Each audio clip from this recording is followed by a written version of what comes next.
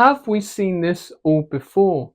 Or is this film different enough for you to warrant buying a ticket and seeing Jason Statham's new film, Shelter, which we're going to look into now? Let's check it out. The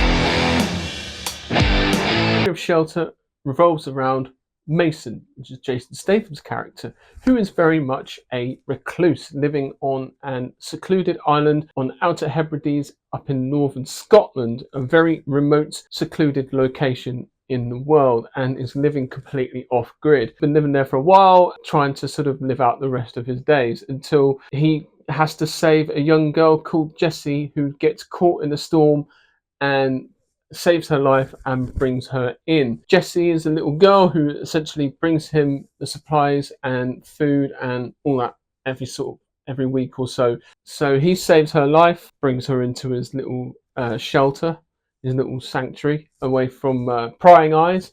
She has a pretty severe injury. Her leg is getting infected. So he has to sort of try and do the best he can with the supplies that he's got in his home. But over time, the leg gets worse and worse and worse.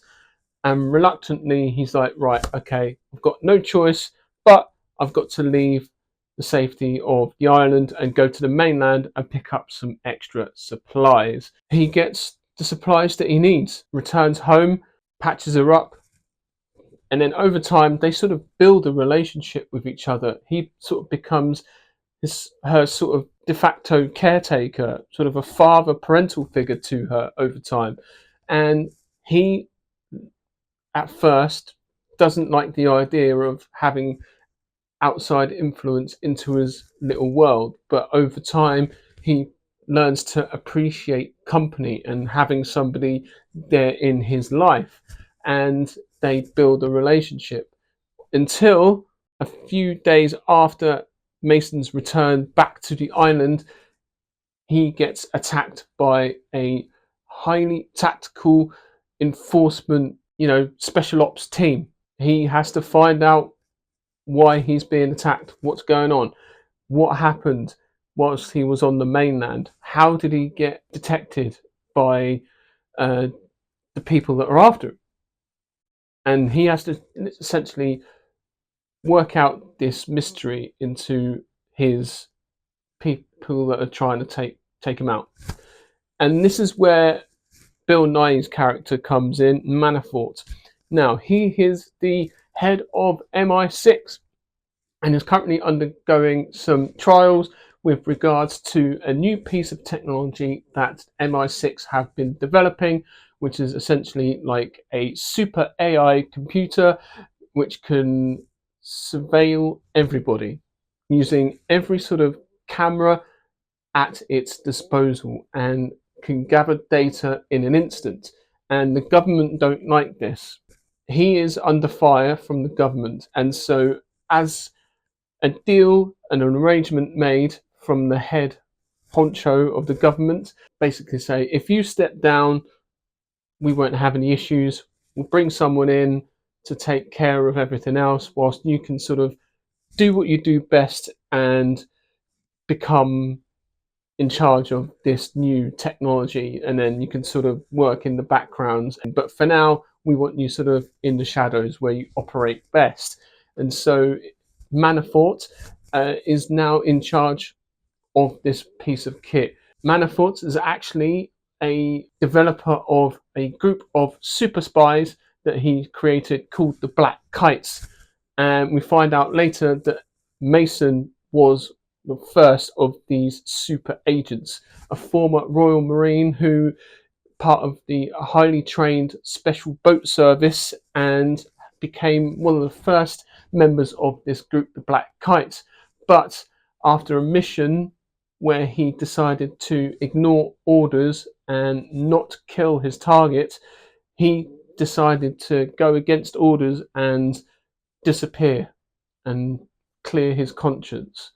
And so since that incident, Mason has been hiding in the Outer Hebrides, and that's where the story takes place. And so when returning to the mainland to gather the medical supplies that he needs for Jessie, he gets spotted by Thea, and then MI6 are trying to hunt him down, and it's up to Mason to try and make sure that he saves the girl and ties up loose ends. This is very much a Jason Statham film. It is very much him, his style. He produced it as well. You can tell it's definitely him, like doing all the stunts and all the fight choreography. He has a very particular sort of fighting style that you can see, and it's very noticeable in this, which is great. Looks like he's doing all the stunts. He is also very much the lead as well, and is certainly carrying the entire film. It's all on his shoulders, which I think is a lot for one person to carry. That is why you have supporting cast. But this is where the film, I think, is let down by, is the supporting cast. Bill Nighy is great as Manafort, does a very good job at being the bureaucrat, at being. However, I did find myself every now and then hearing Davy Jones in his voice. Whenever he got angry or whenever he sort of got aggressive, I just kept hearing his voice as Davy Jones in Pirates of the Caribbean. It is uncanny, and I just couldn't get that out of my head. Aside from that, though, like his performance was great. The problem I have is the supporting cast and the other MI6 leadership. All they kept doing was yelling at the screen, and I'm just like, fuck off! Stop yelling at the screen. I could do without this. Literally, be more methodical, be more tactful. There was none of that here. That was what really frustrated me the most, was the fact that here you have like the MI6, it's supposed to be this sort of area of excellence, and there was none of that. They just kept yelling and yelling at the screen. Oh, it was really, really frustrating and very disappointing to see as well. And you're like, how have we gone from this, from like Jason Bourne era, to this Shelter?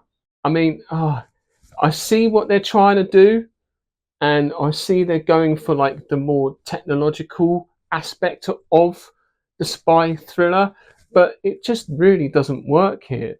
They try to rely on the technology far too much. I think what was great about the Jason Bourne franchise is it was an amalgamation of both human ingenuity as well as the technological side of things as well, of the time. So it just didn't match up at all. I felt that was where the areas it was let down. There were other moments where there were some quite intimate moments between Mason and Jesse, especially during the quieter moments, especially in the car, driving from one location to the next, and they're talking about things like grief and loss and not letting it get you down, and some very positive messaging there. Not that it's a message type film, but like there's some interesting ideas and themes that they're trying to portray and trying to sort of put forward, which is really, really great.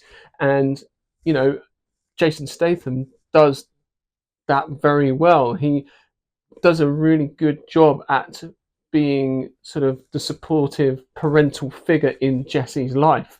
And so he's really taking care of her, both mentally, doing right by her. And you can tell they got some really good sort of chemistry there as well, which is really, really nice to see. So I would say that this film is not looking at the glamorous side of the spy thriller. It very much deals in more the gritty underground, sort of localized street level version of a spy thriller. It looks at the unglamorous side of it, the underground, the sort of black market side of the spy thriller. Is very localized, whereas a lot of like spy thrillers tend to globetrot and go to glamorous locations like Rome or New York or Los Angeles or wherever, Hong Kong even. So it is really very cool to see that it's like a different, darker side to the spy thriller, and it really sets the tone quite nicely as well. It's not a bad film. It does have its mistakes, and it's not perfect by any stretch. For example, like once you hear it, you can't unhear it, and that's with regards to some of the acting in the supporting acting roles. I don't know what is being taught in acting schools these days, but especially in the UK, I don't know what it is, but it feels very sort of amateurish and monotone, and it doesn't just lacks any sort of like emotion whatsoever. Like the main stars, great, like very dependable, whereas like the supporting cast, it there's something there that I'm starting to hear it more and more. I heard it in Starfleet Academy. There was also a show on Netflix called Runaway with James Nesbitt, and I keep hearing this style of acting, and it's really infuriating because England, the UK especially, produce amazing talent and great actors through RADA or the Royal Shakespeare Company or other the Guildhall or whatever it's called.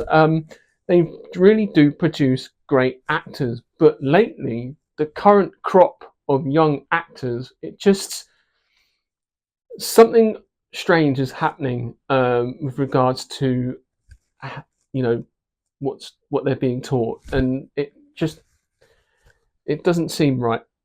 I don't know. Hopefully you won't hear it, but like I just can't unhear it. Like I can, it very noticeable to me. But that's just me. I mean, I'm not an actor. I'm not a director. This is just my opinion, and I am not like an expert in any stretch. But this is just what I've observed lately in the last few things that I've been watching recently, and so I can't help but hear it in a minute, and it's just really irritating that the quality is dropping quite considerably. So I don't know. I don't know. Maybe I'm old. Maybe I'm used to a certain standard. I don't know. I don't know what's going on with this. But yeah. I mean, it's a Jason Statham film at the end of the day, so you know what you're going to get. A lot of fighty, punchy, some great action sequences, some great sound effects from the weapons fire, which really sort of make you jump out of your seat and make your ears ring as well, which is really like a great sort of effect on screen. And yeah, it's Jason Statham. Like he's sticking to his strengths. He knows his audience, and he knows what he can do. He knows his genre. This type of film, it's his genre. So I mean, yes, it would be cool to see him do something different, like maybe I don't know, a romantic comedy. Just putting it out there, Jason Statham, romantic comedy. Who knows? But yes, let me know in the comments and in chat what your favourite Jason Statham film is, and thank you very much for watching. Please remember to like and subscribe to my channel, and I shall see you in the next video. Cheers.